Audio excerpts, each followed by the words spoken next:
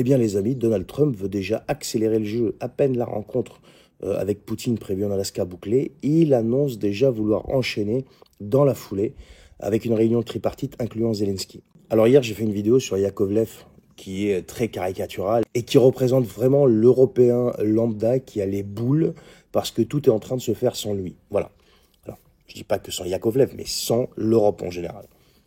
Et donc il est aigri et il commence à sortir des trucs totalement invraisemblables comme on a vu dans la vidéo hier. Mais tous ces gens-là, soit ils font mine de pas comprendre comment fonctionne Trump, soit ils le comprennent pas, pour de vrai. Et dans ce cas-là, ce sont de sombres idiots. Trump fonctionne de deux manières, c'est très simple. La première, c'est en surface et la deuxième en profondeur.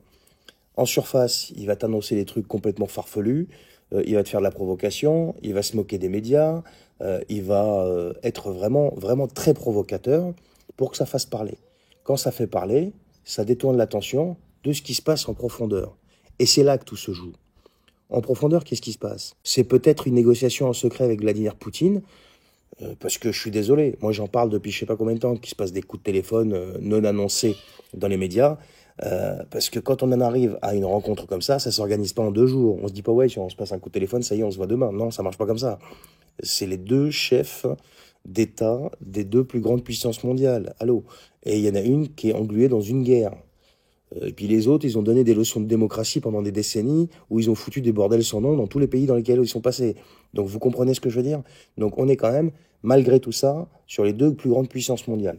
Donc, ces gens-là, je pense, ne comprennent pas ou font mine de pas comprendre.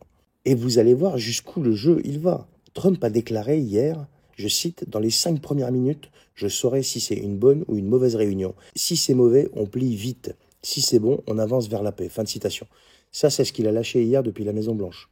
Et selon lui, Poutine est prêt à conclure. Et il a ajouté, je cite, « Cette guerre n'aurait jamais dû avoir lieu. » Il parle de l'époque. Si je n'étais pas président, il aurait envahi tout l'Ukraine. Mais je suis président et il ne fera pas n'importe quoi avec moi. Fin de citation.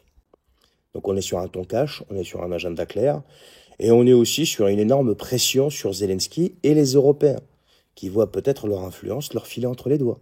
C'est ça qui est en train de se passer là. Et quand je vous dis qu'entre les deux, ça parle depuis un moment, regardez la déclaration de Poutine hier. Et hier, il y a un changement de ton mais radical de la part de la Russie. Contrairement aux sorties fracassantes de Medvedev, là, Poutine, il était dans le calme. Et il a dit, je cite, « L'administration Trump déploie des efforts énergiques et sincères pour mettre fin aux hostilités, résoudre la crise et parvenir à des accords. » Reuters, TF1 Info. Donc quand vous voyez tout ça, je vous dis que la partie est pliée. Pourquoi la partie est pliée?